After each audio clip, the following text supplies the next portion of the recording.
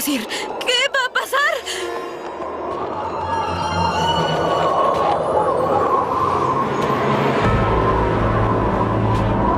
¿Quién eres tú?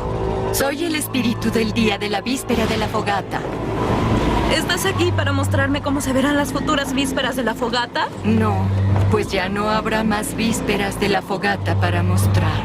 ¿Por qué no? Tendrás éxito borrando la celebración, tal como querías.